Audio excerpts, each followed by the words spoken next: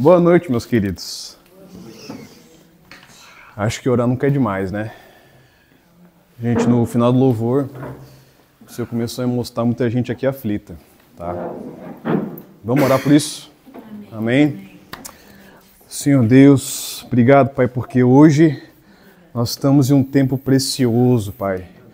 E nós acreditamos, Senhor, que o Senhor tem uma palavra preciosa para hoje, Deus. E queremos, Pai, estar alinhados, queremos, Deus, estar perto de Ti.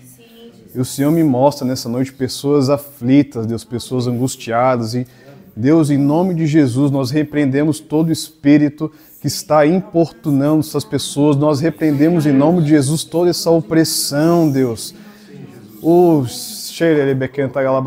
Em nome de Jesus agora, Pai, acalma nosso coração, acalma nossa mente, Pai, nossa ansiedade para estarmos contigo, Jesus.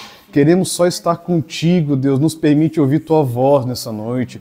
Nos permite receber aquilo que o Senhor tem para nós. Acalma nosso coração, Deus. Que nossos pensamentos possam estar voltados somente para o Senhor, Pai. Eu te peço, Pai, em nome de Jesus. Amém. Amém. Pois então. Aleluia. O Rafa ele não me convidou para trazer uma palavra hoje, né? Convocou. Né? Ele chegou assim, né? Ó, Eduardo, Dudu, eu sinto de você pregar aí, né? Ele falou, ó, tem essa e essa data, escolhe. Não falou assim, você quer pregar? Você sente? Não, ó, você vai pregar. Escolhe a data aí, né? Amém. Então aí, glória a Deus. A gente participa aí, né, desde o início do ministério, realmente tem sido um tempo muito precioso a gente ver um ministério que não nasceu de um projeto pessoal do Rafa, da Cibele, nasceu algo realmente de uma palavra de Deus. E para mim é um grande privilégio, um grande prazer, né, poder estar servindo os irmãos, trazendo uma palavra diretamente do Senhor, porque a gente vê que isso é uma coisa que vem do Senhor, é uma coisa que Deus tem nutrido, Deus tem crescido, e é assim, realmente muito prazeroso ver uma palavra se cumprir, né? Então, hoje a gente vai falar sobre um tema muito interessante. Abra comigo, assim, eu ouso dizer que é algo que todo mundo aqui está passando. Eu acredito que é algo que todo mundo está passando. Eu e a Bruna já passamos, continuamos passando, e é algo muito, muito interessante. Vamos lá. Abra sua palavra em Eclesiastes 3. Texto muito interessante, muito conhecido, muito precioso.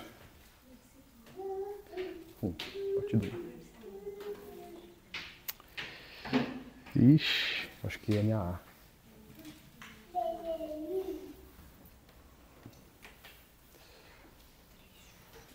Amém? Eclesiastes 3, do 1 ao versículo 8. Vamos lá. Tudo tem o seu tempo determinado, e há tempo para todo propósito debaixo do céu. Há tempo de nascer e tempo de morrer, tempo de plantar, tempo de arrancar o que se plantou, tempo de matar e tempo de curar, tempo de derrubar, tempo de construir, tempo de chorar, tempo de rir, tempo de prantear e tempo de saltar de alegria, tempo de espalhar pedras e tempo de ajuntar pedras, tempo de abraçar, tempo de deixar de abraçar, tempo de procurar, tempo de perder, tempo de guardar, tempo de jogar fora, tempo de rasgar, tempo de costurar, tempo de ficar calado, tempo de falar, tempo de amar e tempo de odiar, tempo de guerra e tempo de paz. Queridos, no final do ano passado, eu e a Bruna, vou contar uma breve história nossa. Nós estávamos em outro ministério, também acho, um local muito precioso, um local uma bênção, esse ministério. E eu e a Bruna, a gente estava assim, muito bem instalado, né? Eu sou baterista desde os 8 anos, né? Eu estava lá servindo na bateria, eu amo tocar bateria, é uma delícia. E a Bruna também, a Bruna tinha um cargo uma posição de liderança, ela também servia, né, no audiovisual. E, assim, estávamos muito bem, tudo acontecendo, a gente servindo a Deus, as coisas acontecendo. E, ok, chegou mais ou menos o período do Natal e Deus começou a falar comigo que Ele queria um tempo de retirada. Ele queria que a gente se afastasse de todas as funções, de todas as atividades, de todos...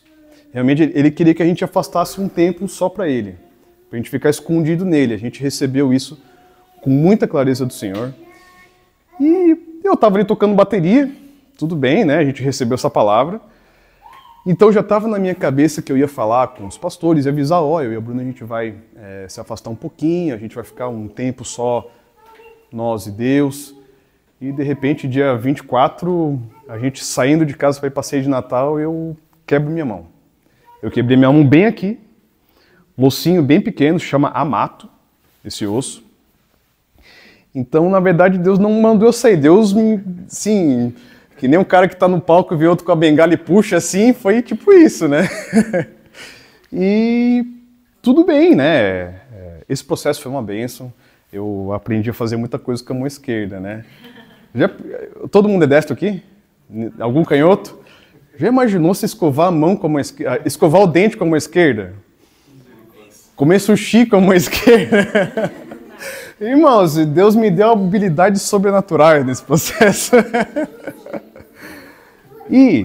Só que foi realmente uma benção, porque eu fiquei com a mão engessada até fevereiro, até metade de fevereiro.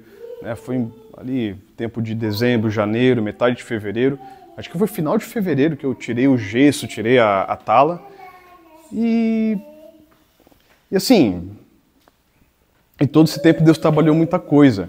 E realmente foi, eu acredito que um milagre de Deus, porque o médico disse que a porcentagem de eu sair dessa sem cirurgia falou que é praticamente zero. Eu fiz o tratamento conservador. É um ossinho tão pequeno, gente, que normalmente precisa de cirurgia para colocar no lugar. Mas no dia lá no hospital, o médico deu cleque ali, botou no lugar, engessou e ficou no lugar até o final. Eu tirei, fiz assim com a mão, aí o médico, cara, pouquíssimos conseguem com tratamento conservador, né? Aí eu amém, né? Que bênção. E o que aconteceu nesse meio do processo? Nós nos afastamos de todas as nossas atividades, né? Dessa igreja e assim, a gente simplesmente entrou na caverna de Davi. A gente estava um tempo ali de caverna, só orando, buscando a Deus. Eu não sabia o que ia acontecer, irmão. Passou o Réveillon, estava até na casa do Daniel. Assim, virou o ano, geralmente a gente faz plano para o ano, a gente olha para o ano, desenha alguma coisa, vamos fazer isso. Eu não sabia o que ia acontecer. Assim, meu Deus, eu não sei o que o Senhor vai fazer esse ano, mas estou aqui, amém. De repente, um dia a gente estava em casa, estava ouvindo uma pregação, a gente estava tranquilo ali. De repente, a gente se olha assim, Deus já tinha dado a palavra, já tinha falado com toda clareza. Aí a gente, é para sair. Deus tirou a gente de lá e na mesma hora Deus deu a direção de a gente vir junto com o Rafael e com a Cibele, né? Não existia Viva Reino, não tinha um nome, só tinha assim, uma palavra de Deus. Então as primeiras reuniões desse ministério, na verdade, foram reuniões de oração, reuniões que a gente sentava, conversava e Deus trabalhava, mas foi aí que tudo começou, né? Deus, esse ministério tem uma fundação totalmente no Senhor. E o que aconteceu com a gente é exatamente o tema de hoje, né? Se eu fosse dar um título, seria Como Discernir Estações, tá? E nós trabalhamos, a nossa vida com Deus, ela funciona dessa forma. Nós passamos por estações diferentes, por momentos diferentes, e a gente viveu essa mudança. E vamos falar hoje sobre como discernir estações, tá? Alguém aqui já plantou pé de fruta? Pé de uva, goiaba? Alguém já plantou? Já plantei feijão. Feijão? Na escola, na almoção.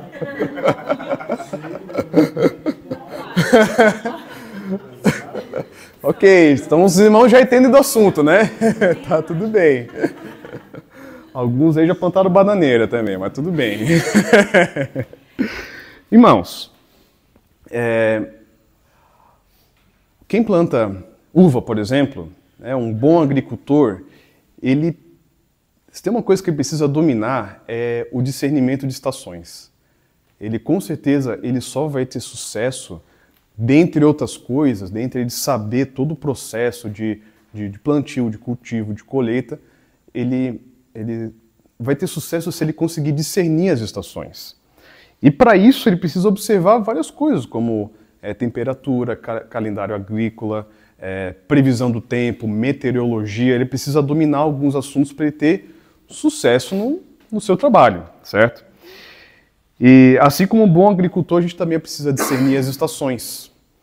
Pensa que se um agricultor ele perde o timing das estações, ele pode perder o trabalho de um ano inteiro.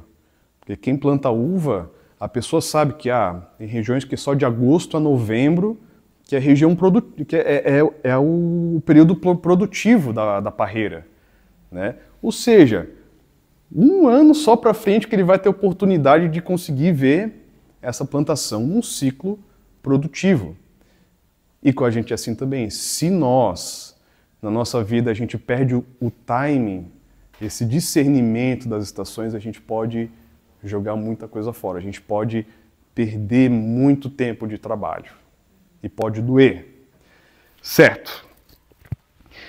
E para isso também a gente precisa sair de operar no automático. A gente precisa parar de viver operando no automático para a gente ser estratégico, tá? E como que a gente faz isso? Hoje nós vamos falar sobre 2 textos, tá? Na verdade, sim. Para entender essa questão de discernir, assim como o agricultor, tem muitas coisas em comum com a gente. Como que a gente discerne uma estação? De 2 formas. Uma é observando sinais, né? Assim como o agricultor ele tem que entender a temperatura que está no local, tem que entender o solo. Vários sinais ele sempre está entendendo. E outra coisa para a gente discernir a estação que a gente está vivendo ou que a gente vai viver é olhando para o céu. Amém? A gente vai ver exatamente isso agora, tá? Vamos tratar hoje sobre 2 histórias. A primeira delas está em Gênesis 41. Abra em Gênesis 41. Glória a Deus.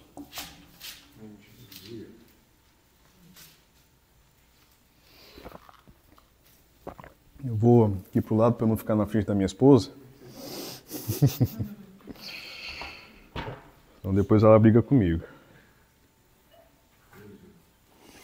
Ok, Gênesis 41, do versículo 25 ao 30.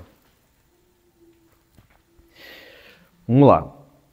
Então José respondeu: o sonho de Faraó é apenas um. Deus revelou a Faraó o que ele vai fazer. As 7 vacas boas serão 7 anos. As 7 espigas boas também 7 anos. O sonho é um só.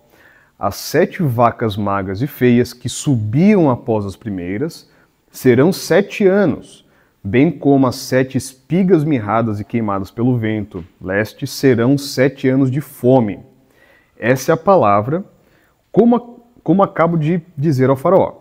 Deus manifestou a Faraó o que ele vai fazer. Eis que vem 7 anos de grande abundância por toda a terra do Egito. Depois virão 7 anos de fome. Toda aquela abundância será esquecida na terra do Egito, e a fome consumirá a terra. Pula um pouquinho lá para o versículo 38, tá? O mesmo texto, versículo 38.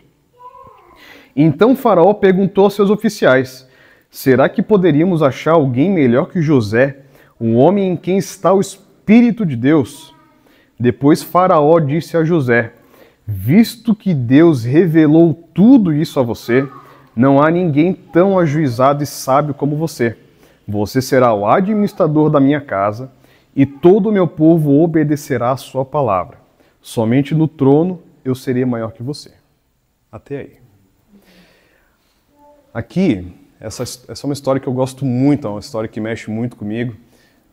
José ele é vendido pelos seus irmãos e depois ele acaba virando escravo no Egito e vai passando a história e de repente ele está preso. Fica alguns anos preso, de repente Faraó tem um sonho e ele chama José, né, o copeiro, acabou lembrando que realmente José tinha esse discernimento, esse dom de Deus, e manda trazer José. De repente José está diante do faraó e ele interpreta o sonho para o rei, né? Querido, segundo texto, pula um pouquinho aí, vai lá em Êxodo 16.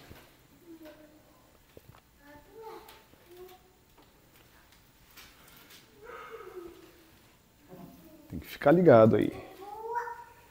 Êxodo 16, do 15 ao 20.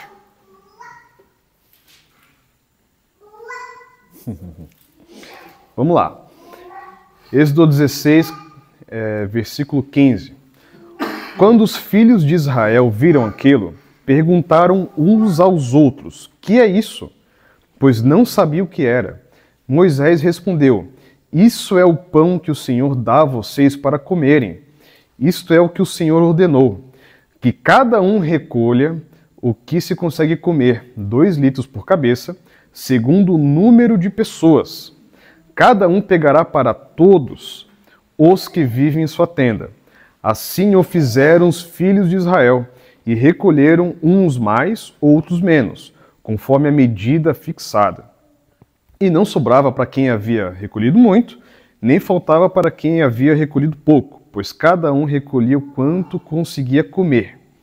Então Moisés disse: ninguém deixe nada para a manhã seguinte. Eles, porém, não deram ouvidos a Moisés, e alguns deixaram do maná para a manhã seguinte, mas deu bichos e cheirava mal. E Moisés se indignou contra eles. Até aí. As duas histórias, elas têm algo em comum, que elas falam sobre uma mudança de estação. Na história de José, quando estava no Egito, é uma história muito interessante porque você imagina, José, um prisioneiro, está diante do faraó, dando uma interpretação do sonho. E através desse processo, simplesmente o faraó decide deixar tudo nas mãos de José. Cara, você agora vai comandar todo o Egito. Você agora é o cara, meu. Tudo que você falar vai ser obedecido. Só que sim, veja bem, tanto José quanto o faraó entenderam muito bem o período que estavam vivendo. Eles entenderam o que Deus estava querendo falar. Vocês vão ter 7 anos de abundância e depois 7 anos de escassez. E eles entenderam o que Deus queria e obedeceram. E assim, Faraó não era crente, Faraó não congregava na Viva Reino. Ele adorava o Deus Sol. Então, cara, eu fico assim, cara, como Faraó tinha fé. Esse cara decidiu confiar num prisioneiro. José, quando ele estava ali diante de Faraó, ele era um prisioneiro. O cara falou, aquele prisioneiro ali agora vai comandar o país todo. Às vezes eu fico assim, meu Deus, eu queria ter a fé desse cara aí, desse Faraó. Então, queridos, eles entenderam o que Deus queria para aquela estação e simplesmente obedeceram. E o que aconteceu? O que aconteceu é que tiveram 7 anos de abundância e depois 7 anos onde, através da sábia administração de José, eles foram bem-sucedidos naquilo. Aconteceu o que Deus tinha falado para eles.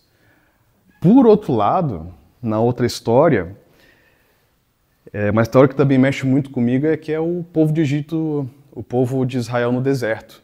Deus tira eles também de um período de escravidão, leva eles até o deserto para que eles possam caminhar em direção à Terra Prometida. Mas o que mexe comigo é que a história do deserto ela é uma história muito cheia de dúvidas do povo hebreu. O povo duvidava muito, o povo não cria nas palavras. E pensa que o povo via o Mar Vermelho se abrir, o exército do faraó ser massacrado pelo Mar Vermelho. E mesmo assim, no primeiro sinal de dificuldade, eles já estavam murmurando, já estavam blasfemando. Aqui, Moisés ele vai diante de Deus, na verdade, levar uma súplica do povo. Faziam vários dias que o povo estava ali caminhando no deserto, começando a passar fome, e de repente eles chegam para Moisés, cara, nossa, que saudade do Egito. No Egito eu podia comer à vontade, no Egito eu tinha estabilidade, né? E mesmo assim o povo murmurou e blasfemou. E mesmo assim Deus proveu. Vocês vão ter o maná. Deus proveu, só que assim, tem uma regra. Vocês não vão juntar para o dia seguinte. Só que o povo começou a juntar para o dia seguinte e começava a apodrecer aquele maná, sendo que para o sábado não. Eles podiam juntar o dobro e para o sábado não apodrecia. Então eles estavam vivendo no meio de uma palavra de Deus. E mesmo assim, em toda a história do deserto, o povo, durante vários momentos, murmurou, blasfemou. E o que acontece, queridos? Uma nova estação, ela requer de nós algumas coisas muito específicas e muito importantes. O que o povo de Israel não entendeu? Que para uma nova estação eles precisam de um novo jeito de pensar. Eles precisam de uma nova postura, de uma nova atitude, de um novo comportamento. O povo de Israel, quando estava no deserto, eles estavam ainda vivendo como escravos. Eles estavam livres. Deus libertou eles, porém, nesses momentos, eles ainda estavam vivendo a estação anterior. Eles estavam com uma mentalidade de escravo. Meu Deus, Moisés, cara, lá eu tinha comida. Cara, lá eu tinha estabilidade, lá estava tudo certo. Por que você trouxe aqui para a gente morrer? Eu sei que Deus abriu o mar ali, mas e aí? A gente vai morrer? Não, cara. Eles estavam ainda com a mesma mentalidade de escravos. O que Deus requer também numa nova estação são novas ferramentas. Vamos lá, vamos voltar para o plantio da uva. Assim, ó, o plantio da uva ele tem alguns processos, né? Primeiro a gente vai adubar a terra, a gente vai preparar a terra. Depois a gente vai abrir, eles chamam de uma cova, né? Um buraco ali onde a gente vai colocar muda, vamos fechar, vamos começar a regar. E tem todo um processo até começar a produzir a uva. Tem todas as podas, existem N diferentes tipos de poda. Tem uma poda que é inicial, conforme ela vai, a parreira vai crescendo, existem as podas que servem para moldar a parreira nos tamanhos certos, até chegar a um número X de galhos que vai produzir X cachos de uva. É um muito interessante o processo. Eles colhem, depois tem até a poda pós-colheita, que é a poda de produção. Mas para cada processo, o agricultor ele usa uma ferramenta específica e diferente para cada tipo de processo. Então, para abrir a cova, ele vai usar a cavadeira. Mas entenda que quando ele for colher a uva, ele não vai precisar mais da cavadeira. Ao mesmo tempo que quando ele estiver colhendo a uva, ele não vai precisar mais regar. E aí que está o problema. Às vezes a gente está em um momento querendo regar o passado.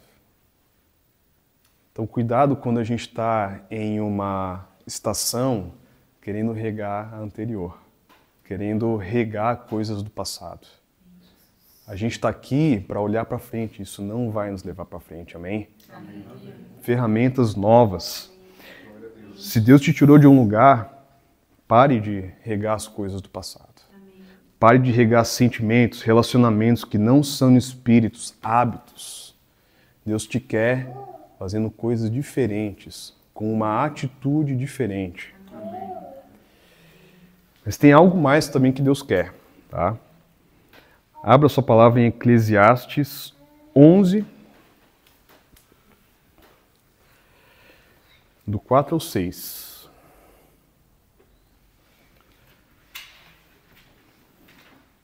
Deus falou que para uma estação nova, a gente tem que mudar. Se a estação muda, significa que a gente também tem que mudar. A nossa maturidade tem que ser diferente. Com a maturidade, o nosso comportamento já vai ser diferente. Porém, existem mudanças de estações que podem fazer com que a gente perca algumas coisas de vista. Tá? E aqui em Eclesiastes fala exatamente uma palavra de sabedoria. Vamos lá, Eclesiastes 11, versículo 4. Quem somente observa o vento nunca semeará, e o que olha para as nuvens nunca fará a colheita. Assim como você não conhece o caminho do vento, nem sabe como se formam os ossos no ventre da mãe grávida, assim também não entende as obras de Deus, que faz todas as coisas. Semeie a sua semente de manhã e à tarde não fique de braços cruzados, porque você não sabe qual irá prosperar, se esta, se aquela, ou se ambas serão igualmente boas. Queridos, quando nós mudamos de estação, a gente precisa parar de operar no automático. Amém? E como que a gente vai entender o que a gente está vivendo se a gente está operando no automático? Se a gente está só observando o vento, se Deus colocou numa estação que é para a gente colocar a mão na massa, mas... Ah, não, peraí, deixa eu ver se o tempo tá bom. Não, calma. Se Deus está falando para você, faça. Se Deus está mandando você ficar parado nesse momento, fica parado. Mas entenda o específico de Deus para esse momento. Amém? E sobre viver uma estação como se a gente estivesse em outra, há um tempo atrás, eu e a Bruna, a gente fez uma viagem, a gente foi para outro país, e na cidade que a gente estava, era tudo muito longe. Assim, a gente saiu do aeroporto, foi pro hotel, e assim, da pousada que a gente estava hospedado, até o local dos passeios era tudo assim, 1h30 de carro, 2 horas de carro. Então, não tinha metrô, né? Então o jeito foi alugar um carro. Ok. Aí a gente chegou no aeroporto, lá tinha um local para alugar o carro. E eu fiquei assim, poxa, eu nunca dirigi num país estrangeiro, né? Mas bora, o carro é igual, eu vi ali placa de pare tudo igual, linha tracejada, linha contínua, vamos embora. Entrei no piloto automático ali e fui dirigindo, né? Beleza. Aí a gente chegou no hotel, e daí que eu me dei conta que a reserva do hotel não tinha estacionamento incluso. E na frente do hotel tem aquelas vagas que só pode parar para carro de descarga, tá? Só para tirar as malas. Estavam todas ocupadas. E era no centro da cidade. Aí, beleza, vamos rodar para achar vaga, né? Ficamos rodando ali para achar vaga, rodando. De repente, eu cheguei numa rua assim, tinha um monte de vaga para estacionar. Obrigado, senhor. Tinha um carro estacionado atrás, assim. O que foi o meu automático? Eu assim, será que aqui pode estacionar? Eu olhei, não tem nenhuma placa falando que é proibido. Então, se não é proibido, é permitido. Eu estacionei ali, tudo certo. Pegamos as malas, fomos pro hotel, beleza, deixamos as malas lá. Gente, a gente estava no hotel, assim, se arrumando para sair. Aí eu fiquei ali, né? Bro, acho que a gente tem que ir pro carro. Não sei, acho que tem uma coisa que me fala que tem... Acho que a gente tá levando uma multa. Descemos, tava lá o bilhete premiado, né? No para-brisa. A gente levou uma multa e ali era um local proibido de estacionar, né? Aí depois que a gente foi entender. Mas aí o que acontece? Eu estava operando automático. Eu estava num país estrangeiro, com uma língua estrangeira, com uma outra cultura. Só que eu estava agindo como se eu estivesse aqui no Brasil. Eu olhei, não tem placa, então, se não tem placa, eu estaciono. A gente tem que parar de viver no automático.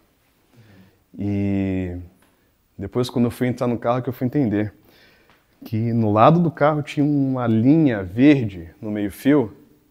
E daí, depois que eu fui descobrir que aquela linha verde significa que ali é um espaço cultural e que só pode estacionar carro oficial.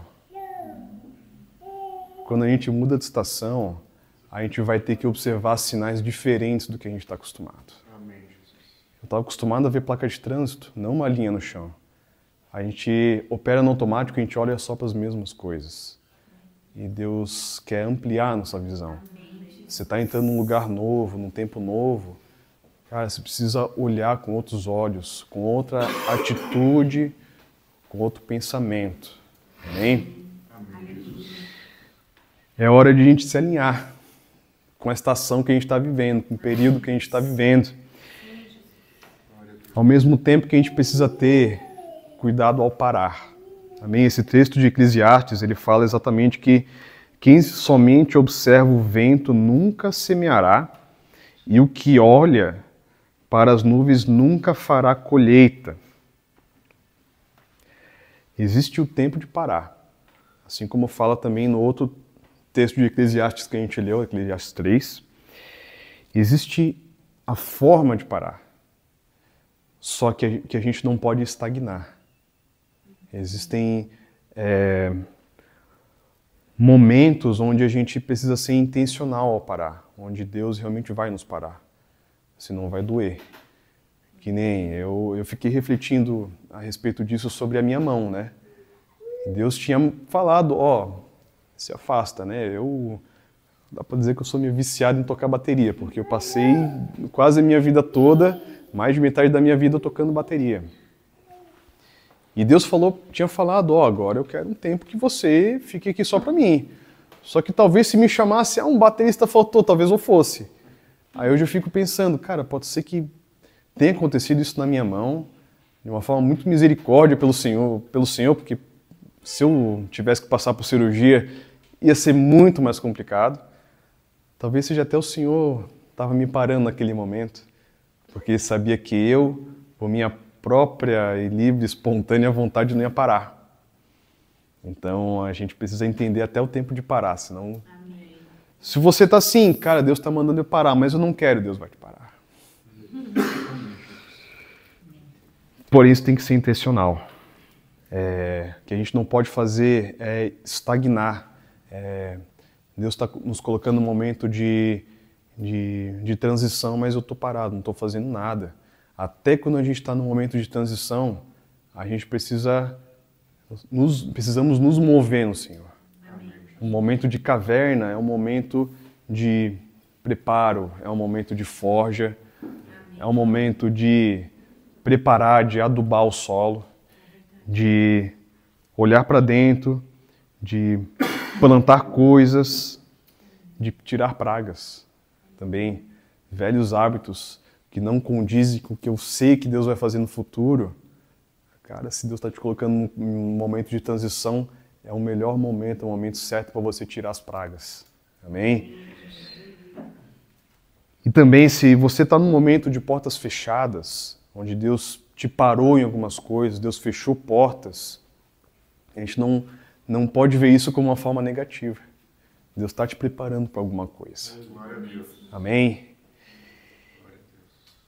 Ao mesmo tempo que ter uma postura alinhada com o que Deus quer, o alinhamento de Deus traz aceleração. Amém? Se Deus te colocou em um período de transição, é porque Ele quer te preparar para que você esteja alinhado com o céu. Quando você está alinhado com o céu, Deus vai te acelerar. Amém? Aleluia. Como que a gente faz isso? Como que a gente se alinha com o momento, tá?